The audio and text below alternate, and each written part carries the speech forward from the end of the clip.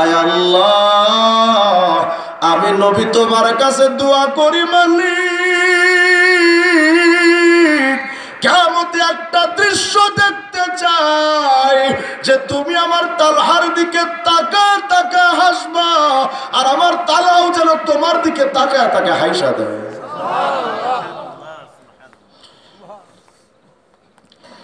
আমার বয়স তো এখন 35-এর কাছাকাছি, আপনার বয়স হয়তো বন্ধু 70-80-র কাছাকাছি।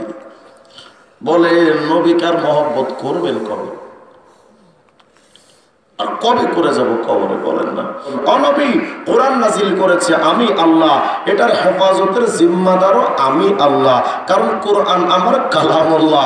আল্লাহ বোঝাতে যাচ্ছেন নবী গো, কালামুল্লাহ কোরআনের হেফাজত যেমন আমি করব, হাবিবুল্লাহ মুহাম্মদের ইজ্জত আমি নিজে হেফাজত করব। শুধু কি তাই? দেখেন আল্লাহ কি বলছেন, এটা শুনলে তো খুশি হয়ে যাবেন পুরা। আল্লাহ বলছেন নবী ওয়ারাফা'না লাকা যিকরাক, আপনার শান, আপনার মান, আপনার ইজ্জত, আপনার দাম নবী আমি আল্লাহ অনেক অনেক অনেক অনেক অনেক উপরে উঠাবো। সুবহানাল্লাহ বলেন না? কত উপরে উঠাবেন? জিবরিল আমিন আসছেন, আয়েশা বলছেন নবী আপনি জানেন ও কাইফা রুফিয়াত, আল্লাহ আপনার সম্মান কিভাবে বাড়াবেন? তো জিবরিল আমিনকে নবী বলছেন না জিবরাইল আমি তো জানি না, এটা বোঝার জন্য ছোট্ট করে বলেন, আপনাদের চুনারোঘাট এই এলাকায় ছেলে মেয়েরা প্রেম করে না? কথা হয় না, মনে হয় সব হাসান বস্তি, চাচারা তো মুখই খোলে না, অথচ এরা আগে বসে প্রেম করে না করে না? যেই ছেলেটা যেই মেয়ের সাথে প্রেম করে দেখবেন ওই ছেলেটা ওই মেয়েটার নাম এবং নিজের নাম হাতের মধ্যে ট্যাটু করে বা ব্লেড দিয়ে কেটে নাম লেখে, লেখে না? বুকের মধ্যে লেখে। বাহিরে লিখলে তো মানুষ টের পাবে, এর জন্য পুরা নাম লেখে না, শুধু নামের 2টা অক্ষর এমন ভাবে, ফর এক্সাম্পল লেখে S+M, লাগে না? শুধু দেওয়ালে নিয়ে বাথরুমে লেগে গেল। মানে ওই ছেলেটা বোঝাতে চাই শোনো, আমার নামের পাশে যার নাম আমি তাকে বড্ড ভালোবাসি, নামের পাশে প্রেমিকার নাম রাখাটা যদি আনন্দের কারণ হয়, আল্লাহ তার নবীকে বলছেন ও নবী মুহাম্মদ আমি আল্লাহর নামের পাশে তোমার নামটা কিভাবে থাকবে জানো? ইদা যুকিরতু যুকিরতা মাই, ও নবী সাতবক জমিন আসমান ফুলকুল কায়নাতের মধ্যে যেখানে যেখানে আমি আল্লাহর নাম থাকবে সেখানে সেখানে আপনি মুহাম্মদের নামও পাশাপাশি রেখে দেব। দেখেন তো কোন জায়গায় আছে। আল মাওয়াহিবুল লাদুনিয়া কিতাব খুললেন, আল্লামা কাসতালানী কিতাব একটা হাদিস নিয়ে আসছেন, যদিও হাদিসের সনদ নিয়ে অনেকে প্রশ্ন করে তুলেছেন, কিন্তু কাসতালানী বলেছেন হাদিস সহিহ, এটা সহিহ হাদিস। আদম আলাইহিস সালাম একদিন আল্লাহকে বলতেছেন আল্লাহ আল্লাহুম্মা আসআলুকা বিহাক্কি মুহাম্মদ, আল্লাহ আমি আদম চাচ্ছি আমাকে তুমি 200 বছর ধরে তো কাঁদলাম, আপনি তো ক্ষমা করলেন না আল্লাহ, ওই জান্নাতে নিষিদ্ধ বৃক্ষ থেকে খাইছিলাম, তো আপনি তো আমার 200 বছর কাঁদলাম তাও ক্ষমা করলেন না, তো আল্লাহ আমি আদম আজকে নতুন এক স্টাইল আপনার কাছে ডাকছি, আল্লাহ আসআলুকা বিহাক্কি মুহাম্মদ, আল্লাহ আমাকে মুহাম্মদের ওসিলায় মাফ করে দেন। আল্লাহ সাথে সাথে জিজ্ঞেস করলেন ইয়া আদম ওয়াকাইফা আরাফতা মুহাম্মাদা, কিরে আদম মুহাম্মদের চিনো কেমনে? বললাম আখলুকু, এখনো তো মুহাম্মদ আরবিকে আমি দুনিয়াতে সৃষ্টি করে পাঠাইনি, মুহাম্মদকে চিনো কেমনে? আদম কি আজীব জবাব দিয়েছেন জানেন? আদম বলেন আল্লাহ লাম্মা খালাকতানি বিয়াদিকা, যখন সম্মানের সাথে আমাকে রূহের জগতে বানালেন, ওয়া নাফাখতা ফিকা মির রূহিকা, আমার ভিতরে যখন সম্মানের রূহটা ফুঁকে দিলেন, আল্লাহ ওই রূহের জগতে আমি যখন আদম রূহ পেলাম তখন তো চলতে শিখলাম, ধরতে শিখলাম, বলতে শিখলাম, শুনতে শিখলাম, দেখতে শিখলাম, আল্লাহ ওই সময় আমি যখন দেখতে শিখছিলাম না, তো রাফা'তু রাসি, আমি আমার মাথাটাকে একটু উপরের দিকে উঠিয়েছিলাম, দেখতে চাচ্ছিলাম উপরে কোন কোন সৃষ্টি আছে।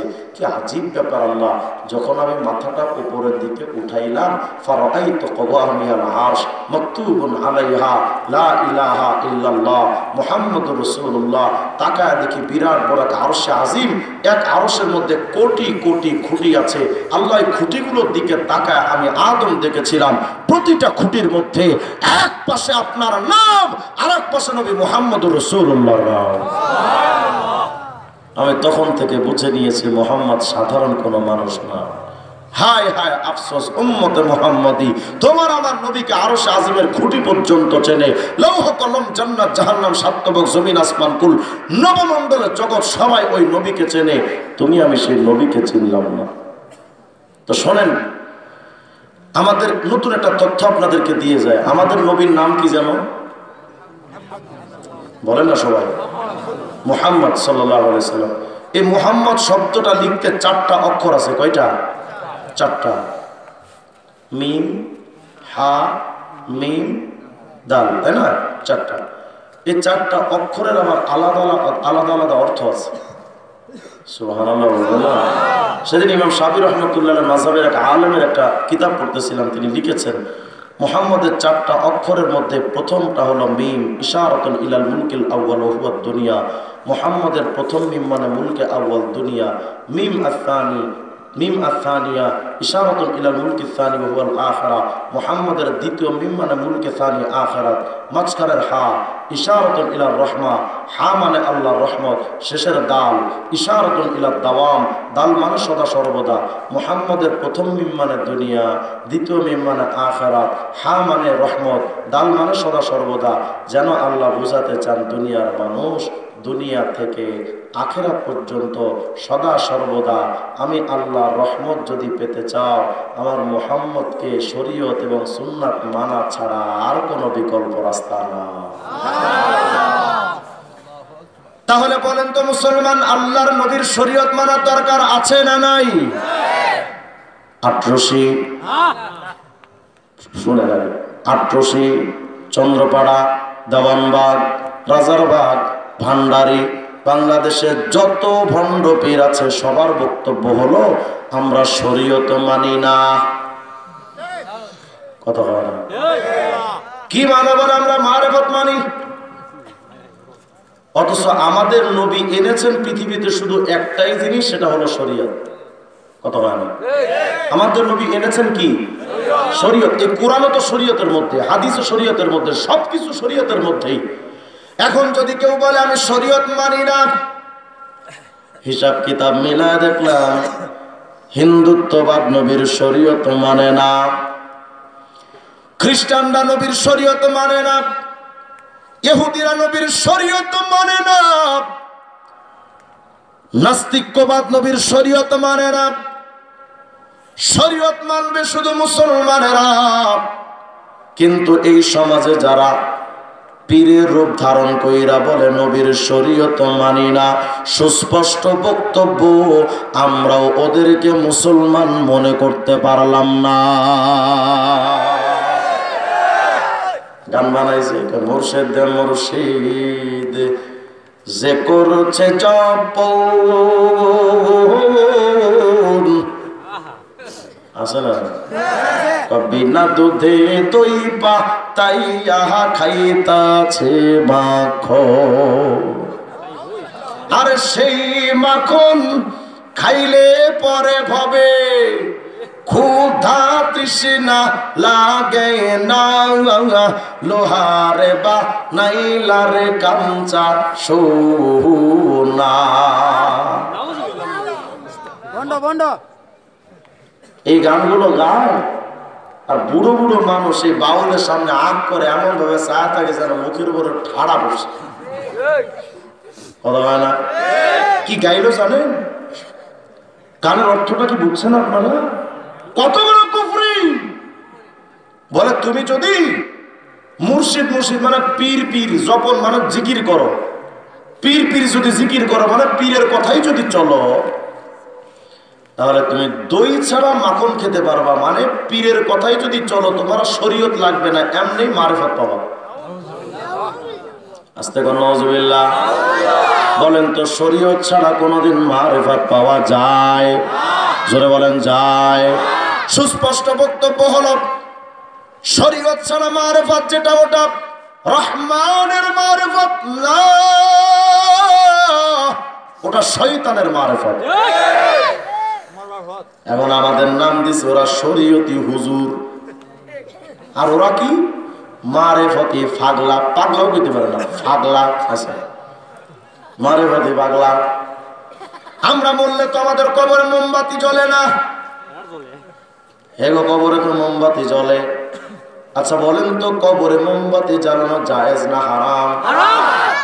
এদের কবরে তো মোমবাতি জ্বলে, আমগো কবরে মোমবাতি নাই। এই জন্য বোঝাতে চাই আমরা কনফার্ম জাহান্নামী, আর ওরা একেবারে ফাইনাল জান্নাত। আমাদের নিয়ে এবার হিট করে গান গাইবে, পাগল মরলে বাতি জ্বলে, মোল্লা মরলে জ্বলে না।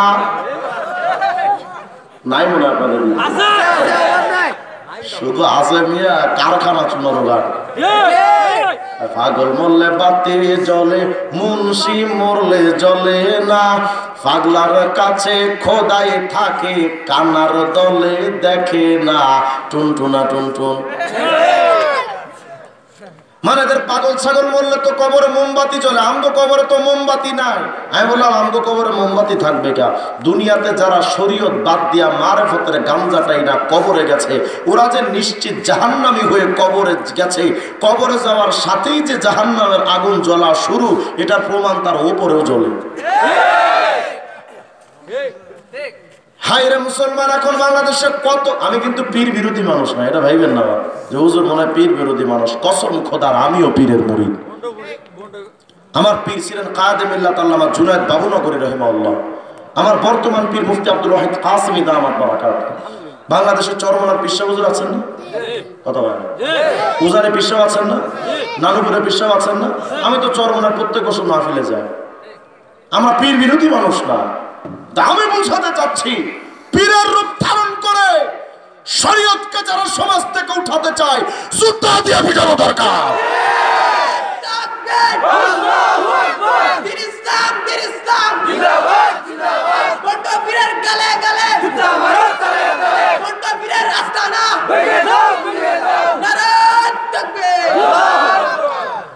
আমার নবীর মতো মারেফত পৃথিবীতে ছিল কারো? কথা বলেন। আমার নবীর মতো বড় পীর ছিলেন কেউ পৃথিবীতে? সেই নবী কবে নামাজ ছাড়ছেন বলেন? সেই নবী কবে নারীদেরকে নিয়ে বাজনা সহকারে গান করেছেন? দেখাতে যদি না পারিস জুতা দিয়ে পিটানো হবে। কোথায় পেলে এগুলো? তোর কোন পাপ আবিষ্কার করলো এগুলো? ইসলামের নামে গান বাজনাকে জায়েজ করে ফেলেছে হারামজাদারা। এদের জন্মে ভেজাল। ভেজাল না হলে কোনদিন ইসলামের বিরুদ্ধে হারাম গান বাজনাকে জায়েজ করতে পারতো না এরা। আর এদের মুফতি সাহেব কে জানেন? আলহাজ হযরত মাওলানা মুফতি মুমতাজ বেগম ভাবি, এগো মুফতি।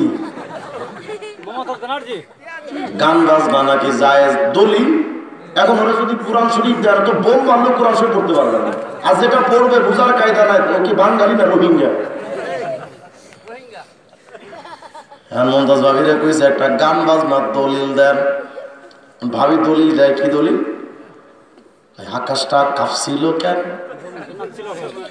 জমিনটা নাচছিল কেন? বড় পীর ঘামছিল কেন? সেই দিন গান গাইছিল খাজা, যেই দিন।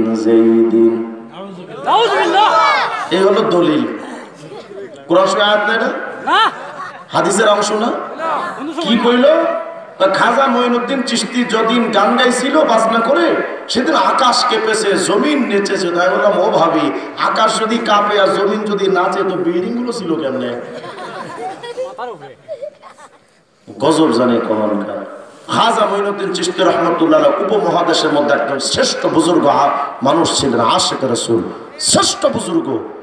তিনি কোনদিন গান বাজনা করেছেন এটা শয়তানও বিশ্বাস করে? মুমতাজরা যখন এই গানগুলো গায়, আমার মনে হয় শয়তান দূরের থেকে মুচকে মুচকে হাসে, ও মুমতাজ তো আমার হারা দিলি। লা হাওলা ওয়ালা কুওয়াতা ইল্লা বিল্লাহ। বাংলাদেশের ল্যাংটাও পীর। আমি বললাম, ল্যাংটা যদি পীর হইতে পারে, কুত্তা বড় পীর। ল্যাংটা পীর নাকি ভাগ্য পাল্টাইতে পারে। বাবার কাছে গিয়ে বাবা ভাগ্য পাল্টা দে, যা দেখি বাবারই কপাল খারাপ, কাপড় সবর দূরের কথা যাই। ল্যাংটা কোনদিন পীর হয়? কথা হয় না। রাসূলুল্লাহ নবী তখনও নবী হননি। হাজরে আসওয়াদের পাথর কাবা শরীফে লাগানোর নিয়ম ছিল ল্যাংটা হয়ে লাগাতে হয়।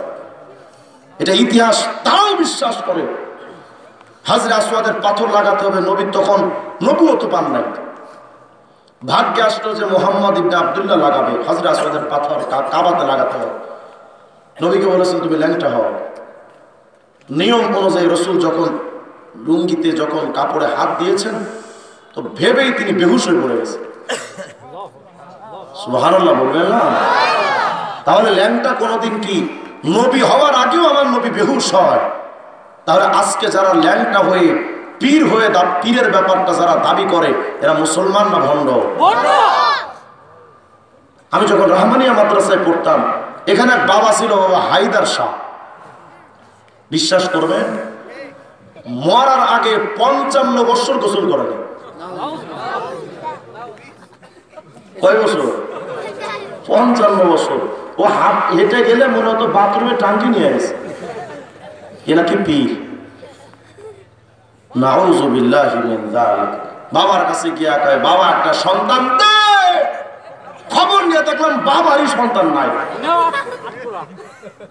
সন্তান দেওয়ার মালিক কি? কোন বাবা, কোন মাজার, কোন দরবার? শোনেন মুসলমানেরা, যেই পীর বলে আমি সন্তান দিতে পারি ওটা পীর না, ওটা লুচ্চা। ওটা কি?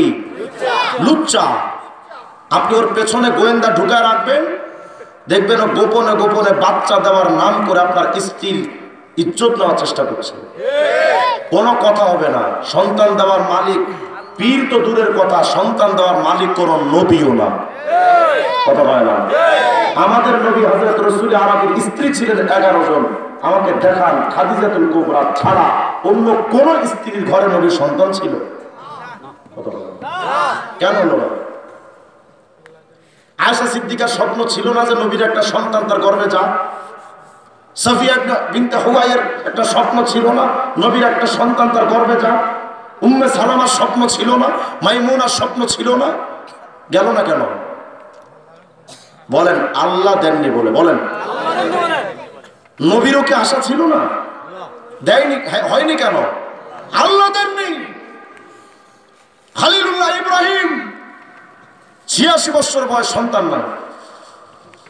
আল্লাহকে বলছেন রব্বি হাবলি মিনাস সালিহিন, আল্লাহ আমি ইব্রাহিমের একটা সন্তান দেন। তো ইব্রাহিম আলাইহিস সালাম নবী হয়েও সন্তান চান কার কাছে? তুই পীরের কাছে যাস কে? জাকারিয়া আলাইহিস সালামের চুল দাড়ি পেকে গেছে, সন্তান নাই।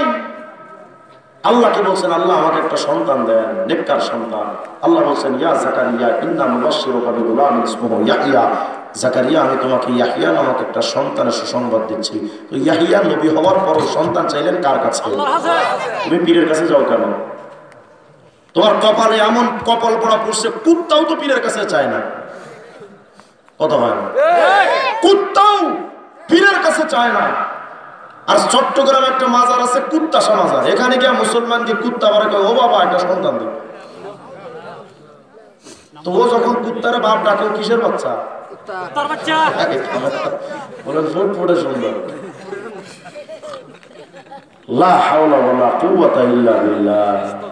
হায় হায় হায়। আমার মরণ কালে ঢোল বাজে বাজাইও দরবারি ভাইও, মরণ কালে ঢোল বাজে বাজাইও। ঢোল বাজে কি মুসলমানদের যন্ত্র না শয়তানের কর্ম? এবং নিজেই তো শয়তান। কথা বলে না? ও নিজেই তো শয়তান। কয় আমি চাই না বেহেশত, ভয় পাই না জাহান্নাম, আমার কাফনেতে লেখা দিও রিজবি বাবার নাম। নাউজুবিল্লাহ, আসতে বলেন আপনি। এগুলো কি সুস্থ না তার সেরা? জোরে কর। এরা আবার গান বানায় ভাই কেরামান কাতিবিন, রোজা হাসরের দিন আল্লাহর কাছে যদি করে অভিযোগ, আমি বলবো দুনিয়ায় ছিলাম ল্যাংটা পীরের লোক। আমি মনে মনে ভাবলাম তুই ল্যাংটার মুড়ি দয়া যদি গান বানাইতে পারস, আমিও কমই মাদ্রাসার পোলা, বিকজ কম না আমি। ঠিক আমি কি বিকজ ঠিক হয়ে লাগে? আমি মনে মনে ভাবলাম তুই যদি গান বানাইতে পারস আমিও কম না, গান আমিও একটা বানাইছি। ওই না তারপরে সমালোচনা না। কেরামান কাতিবিন পাইবে যেদিন তোরা যারা ছিলি ল্যাংটা বাবার লোক, তোদের জুতা মাইরা কইব জাহান্নামে ঢোক। গানটা তো এমন হবার কথা, কিরামান কাতিবিন রোজা হাশরের দিন আল্লাহর কাছে যদি করে অভিযোগ, আমি বলবো দুনিয়ায় ছিলাম মুহাম্মাদের লোক। मोमिन जो फिदा नक्श काफे पाया नबी हो, हज़ीर कदम आज भी आलम का खजीना। साहिल से लगे गा कभी मेरा भी सफीना, देखेंगे कभी शौक से मक्का व मदीना। गर सुन्नत नबवी की कर पैरवी उम्मत, तूफान से निकल जाएगा फिर उसका सफीना। आवाज दिया बोलें अल्लाहु अकबर। সোয়া 11টা বেজে গেছে, চলো চলো আরো কত কর সারা রাত আর ঠাড়া হয়ে মরি আমি নাকি? উঠবেন না তো? আওয়াজ দিয়ে কোন আল্লাহু আকবার। তাহলে বলেন তো নবীর শরীয়ত মানার দরকার আছে না নাই? যারা নবীর শরীয়ত মানে না তারা মুসলমান হতে পারে না। আপনাদের দিকে আলু চাষ হয়নি? আলু চাষ, আলু চাষ যদি হয় তাহলে আপনারা ভালো করে বুঝবেন। মনে করেন আপনাদের বাড়ির আশপাশের আঙিনায় একটা ক্ষেতের মধ্যে আলু লাগাইছে, সপ্তাহ 10 দিন 15 দিন পর ওখান থেকে গাছ ওঠে না? বীজ থেকে যখন গাছটা উঠলো তখন চাষি কি করে? চতুর্পাশে একটা বেড়া দেয়, দেয় না? কেন? যেন গরু ছাগল এসে আলু গাছগুলো খেয়ে ফেলতে না পারে। তো মনে করেন এক চাচা আলু ক্ষেতটা চতুর্দিকে বেড়া দিচ্ছে, হুট করে ওখানে মিস্টার হিরো আলম সাহেবের আগমন। হিরো আলম এসে কয়, চাচা কি করো? কি করি মানে তুমি দেখো না আলু গাছ লাগাইছি, গরু ছাগল আইসা যদি খায় আমার ফসল সর্বনাশ হয়ে যাবে, এজন্য চতুর্দিকে একটু বেড়া দিচ্ছি যেন গরু ছাগল আসতে না পারে। তো হিরো আলম কয়, চাচা মাথা ঠিক আছে নি আপনার?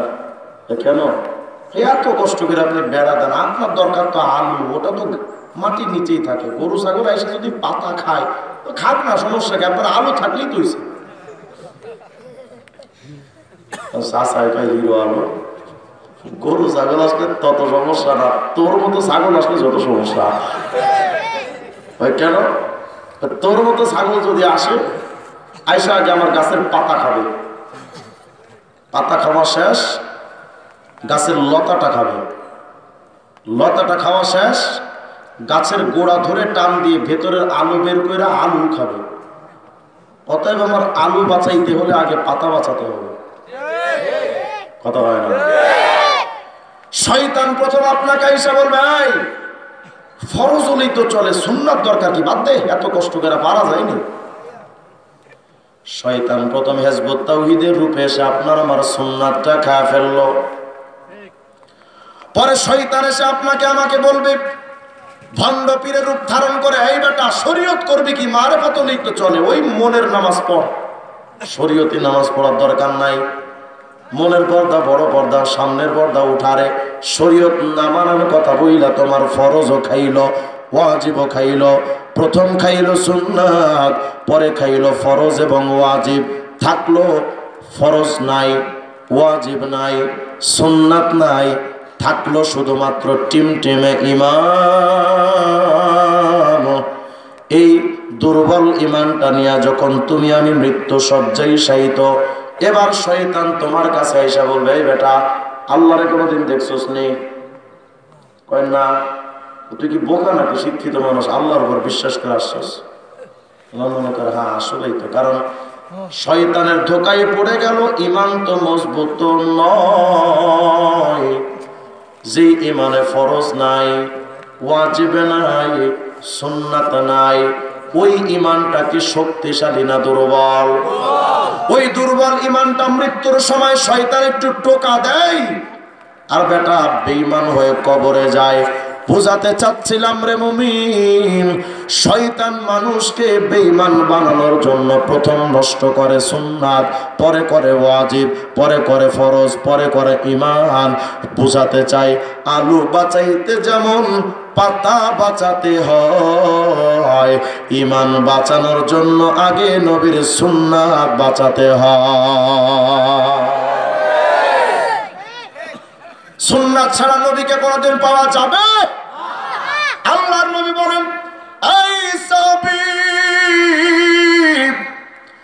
মান আহাব্বা সুন্নতি ফাকাদ আহাব্বানি ওয়া মান আহাব্বানি কানা মাইয়া ফিল জান্নাহ।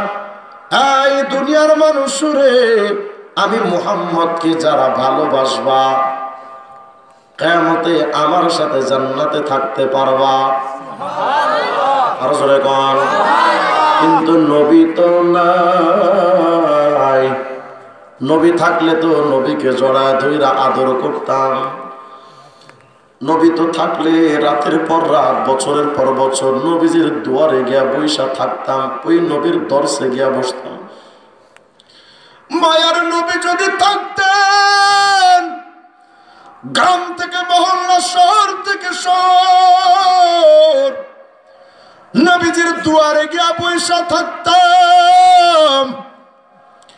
বেদুইন গ্রামের মধ্য থেকে মাঝে মধ্যে নবীজির কাছে আসতেন, গ্রামের কিছু তরকারি ফল টল নিয়ে নবীজির দুয়ারে আসতেন। গরিব মানুষ, দেখতে কালা, মাঝে মধ্যে নিজের ক্ষেতের তরকারি উঠায়া নবীজির শহরে মদিনাতুল মুনাওয়ারায় আসতেন। এসে বলতেন, নবী গো, আমি বড় গরিব মানুষ, বেশি কিছু দিতে পারলাম না, ও নবী এই হাদিয়াটুকু আমার ক্ষেতের থেকে উঠায় আনছি। নবী তিনি শহরে আসলে ওই সাহাবী গরিব হওয়ার পর নিজে তার এলাকায় জায়গা দিতেন। নবী বলতেন, ও আমাদের গ্রামের বন্ধু, আমরা ওর শহরের বন্ধু। মায়ার নবী সাহাবীকে এত ভালোবাসতেন, মদিনার বাজারে একদিন ওই সাহাবী বসে বসে তরকারি বিক্রি করতেছে। মায়ার নবীর এই সাহাবীরা যেমন ভালোবাসতেন, নবীও প্রাণ ভরা ভালোবাসা সাহাবীদেরকে দিয়েছে। সাহাবী কালা মানুষ, একদম গরিব মানুষ, অসহায় মিসকিন, কালা, শরীর দিয়েও সুগন্ধ বের হয় না। বসে বসে সাহাবী তরকারি বিক্রি করছেন। মায়ার নবী পেছন থেকে গিয়া ওই সাহাবীকে জড়ায় ধরছেন, জড়ায় ধরছেন। আর সাহাবী চিৎকার দিয়ে বলেছে, এই মেয়ে, কে আপনি? কে আপনি? আমার ধরছেন কেন? কে আপনি? সাহাবী যখন বুঝতে পারছেন যে তিনি পেছনে যিনি, তিনি রাহমাতুল লিল আলামিন, নিজের পিঠটা নবীজির শরীরের দিকে লাগায় দিচ্ছেন। আল্লাহর নবী বলেন, মদিনার বাজারের মানুষ, কে আছো আমার এই সাহাবী, আমার এই গোলামটারে কিনবা কে আছো? বলো, আমি আজকে বেচা দিব। ঠাট্টা করে বলতেছে, আমি আজকে বেচা দিব, কে আছো কও। সাহাবী বলেন, ইয়া রাসূলুল্লাহ, আমি দেখতে এতটাই অসুন্দর, আর এতটাই কালা, এতটা গরিব, আমাকে বেচলে তো নবী আপনি কোনো টাকা পয়সা পাবে না, কেউ আমার এত মূল্য দেবে না। আল্লাহর নবী তারে বলেন, এই সাহাবী, পৃথিবীর মানুষও যদি তোমার মূল্য না দেয়, ভালো না বাসে, আমি রাসূল বলছি আল্লাহ এবং তার রাসূল তোমাকে ভালোবাসে।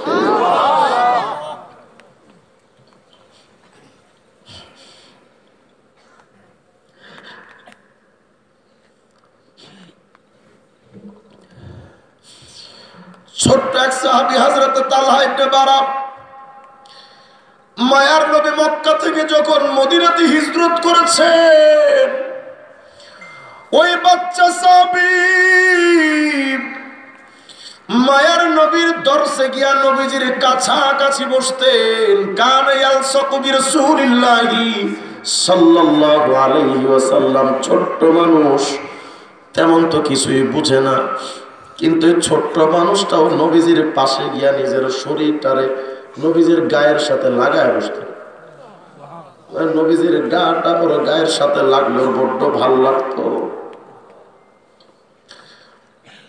ওই সাহাবী, ছোট্ট সাহাবী প্রায় সময় বলতেন, ও নবী, আমি কিন্তু আপনাকে বড্ড ভালোবাসি।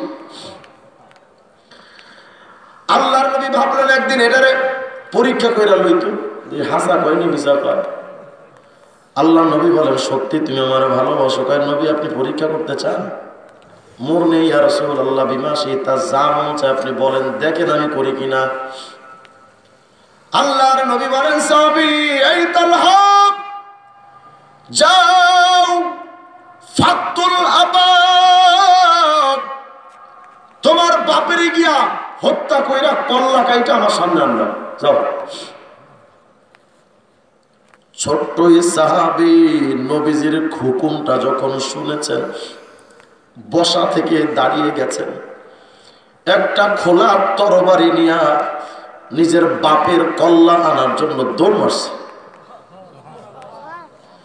আল্লাহর নবী দেখলে সর্বনাশ, তো ছোট মানুষ, আমি তো পরীক্ষা করতেছি, ও তো রিয়েলি করে। আল্লাহর নবী বলেন, তালহারে দাঁড়া,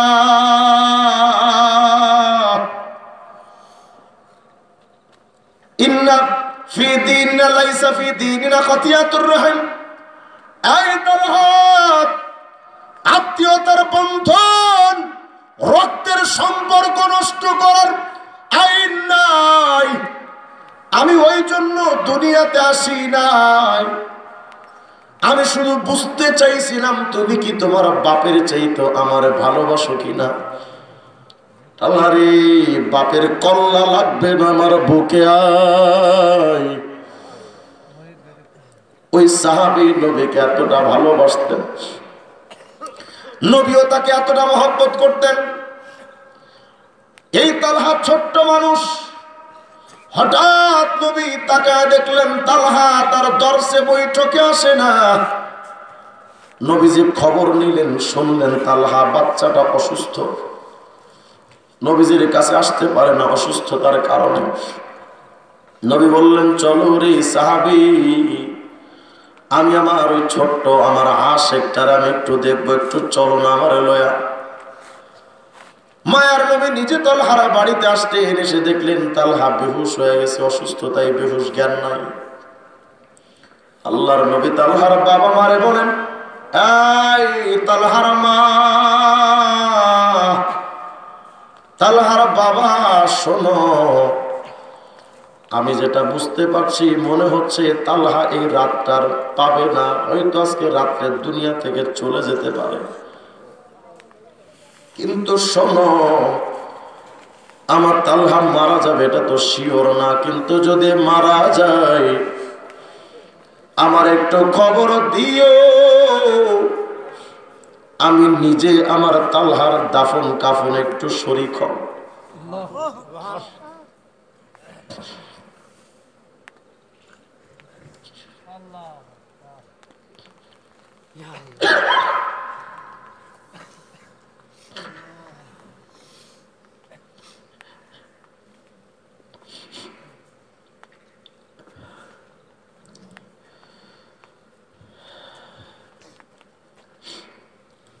যত রাত হোক আমার একটু জানাইও, আমি নবী আমার তালহার জানাজায় হাজির হব। আল্লাহর নবী বলে চলে আসছেন বাড়িতে। গভীর রাত্রে হযরতে তালহার জ্ঞান ফিরল। তালহার যখন জ্ঞান ফিরছে, সর্বপ্রথম যে শব্দটা তালহার জবান দিয়ে বের হয়েছে, আম্মু,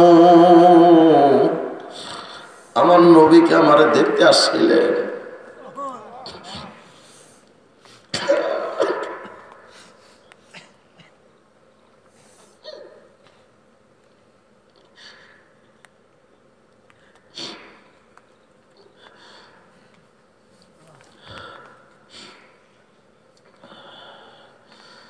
বাপমা বলেন, তালহা আসছিলেন তো, নবী কি বলে গেছে? বলে গেলেন, তুমি যদি এই রাত্রে মারা যাও যেন নবীকে খবর দেওয়া হয়। ছোট্ট বাচ্চা সাহাবী বলেন, খবরদার, আমি যদি মারা যাই আমার নিজেরা দাফন করে দিও,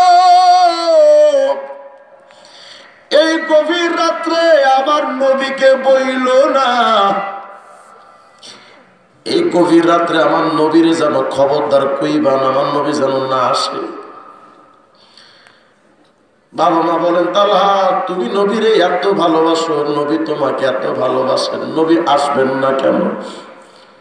তালহা বলেন, আমার জানা যায় যদি নবী হাজির হয় এটা আমার জন্য তো জীবনের বড় পাওনা ছিল, কিন্তু আব্বু এই গভীর রাত্রে যদি নবীর খবর দেও, ওই যে আমাদের বাড়ির দিকে আসার পথে ইহুদিদের ঘর, এমন যদি হয় নবীর রাত্রে পাইয়া ইহুদিরা মারবে।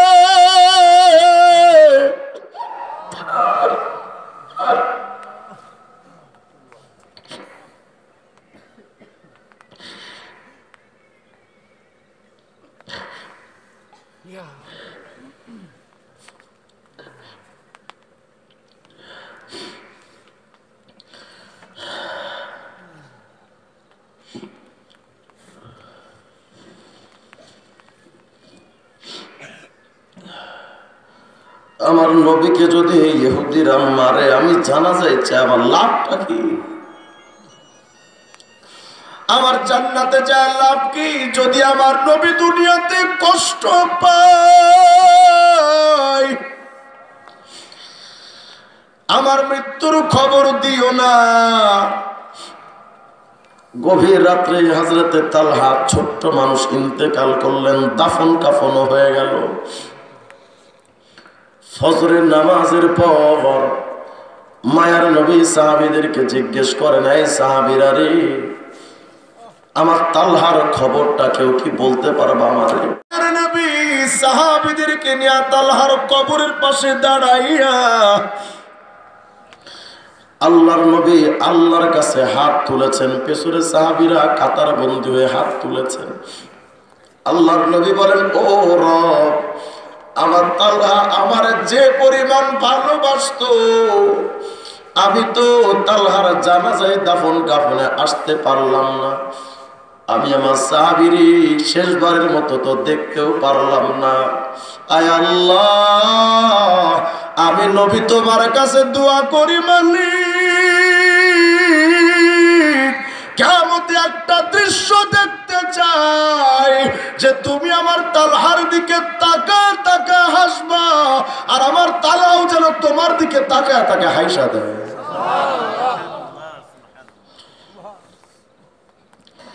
আমার বয়স তো এখন 35-এর কাছাকাছি, আপনার বয়স হয়তো বন্ধু 70-80-র কাছাকাছি। বলে নবীকার মহব্বত করবেন কবে? আর কবে করে যাব কবরে? বলেন না। বলেন হুজুর নবী তো নাই, মহব্বত করব কেমনে? নবী বলেন, মান আহাব্বা সুন্নতি ফাকাদ আহাব্বানি। খাওয়ার সময় নবীর সুন্নাত তরিকে খানা খাইবা, তবেই তুমি নবী প্রেমিক। শোয়ার সময় তো নবীর সুন্নাত পালন করে ঘুমাইবা, তবেই তুমি নবী প্রেমিক। তুমি দাড়ি রাখবা নবীর সুন্নাত তরিকায়, তবেই তুমি নবী প্রেমিক। তুমি টুপি মাথায় দিবা নবীর মতো, তবেই তুমি নবীকে ভালোবাসনেওয়ালা। আমি 2-3 জন বা কয়েকজন আশিকে রাসূল চাই আজকে থেকে, যারা দাড়ি রাখেন নাই অথবা রেখেছেন ছেটে, এক মুষ্টির থেকে ছোট দাড়ি, ওটা নবীর দাড়ি না, এক মুষ্টি মিনিমাম, এটা সুন্নাত তরিকার ওয়াজিব দাড়ি, এক মুষ্টি কমপক্ষে। আজকে থেকে কয়েকজন আশিকে রাসূল আমাকে বলবেন, হুজুর জীবন চলে যাবে, আমি কিছুই পাবো না দুনিয়ায় তাও জানি, কিন্তু আমি দাড়ি এক মুষ্টি হওয়ার আগে এক চুল পরিমাণ আমি ছোট করবো না। পাক্কা ওয়াদা দিতে পারেন কে কে? দাঁড়ান তো, যাদের দাড়ি নাই এমন কে আছেন? দাঁড়ান, জানেন দাঁড়ান, যাদের দাড়ি নাই আজকে থেকে পাক্কা ওয়াদা করবেন কে আছেন? দাঁড়ান ইনশাআল্লাহ, মাশাআল্লাহ, নারায়ে তাকবীর। সামনে আসেন, ওনাকে সামনে আসতে দেবেন, আসেন। যাদের দাড়ি নাই আজকে থেকে পাক্কা ওয়াদা দিবেন ইনশাআল্লাহ, আসেন।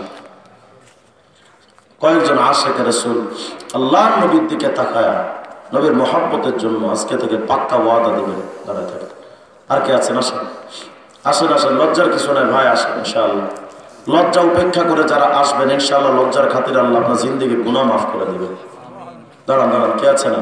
আশিকে রাসূল চাই, নবী প্রেমিক ইনশাআল্লাহ। কে আছে না? আছেন আর কেউ নাই? আর কেউ নাই, লজ্জার কিছু নাই, লজ্জা উপেক্ষা করে আসেন, হয়তো আপনার আশা দেখে আরো 2 জন ভাই আসবে, লজ্জা করে বসে থাকেন না, আসেন ইনশাআল্লাহ। আছেন আর কেউ? অথবা যারা দাড়ি রাখছেন, 1 মুষ্টি করেন নাই, ছেটে রাখতেন, আজকে থেকে 1 মুষ্টি রাখবেন, কি আছেন? আসেন ইনশাআল্লাহ, আসেন আসেন, নবীর আশিক হয়ে যাবেন কবরে ইনশাআল্লাহ। কে আছেন? আসেন না, নাই আর কেউ? এমন তো হতে পারে আগামী বছর এখানে মাহফিল হবে, কিন্তু আপনি গহীন কবরে আছেন। আর কেউ নাই? আল্লাহ, আপনারা 2 জন আসেন, আমি তো জোর করে আনি না, নিজের ইচ্ছাই তো ইনশাআল্লাহ পাক্কা ইনশাআল্লাহ। আল্লাহ কবুল করেন। ঠিক আছে, জানাই আল্লাহ আমার ভাইদেরকে তৌফিক দান করেন। আর যারা হয়তো বসে আছেন, লজ্জায় আসতে পারেন না, নিজেরা নিজেদের জায়গায় দায়বদ্ধতায় স্বীকার করেন, নবীজির সামনে আপনাকে আমাকে দাঁড়াতে হবে, ফিকির মন্দ। আল্লাহ পাক আমাদের সকলকে তৌফিক দান করেন, বলেন আমিন।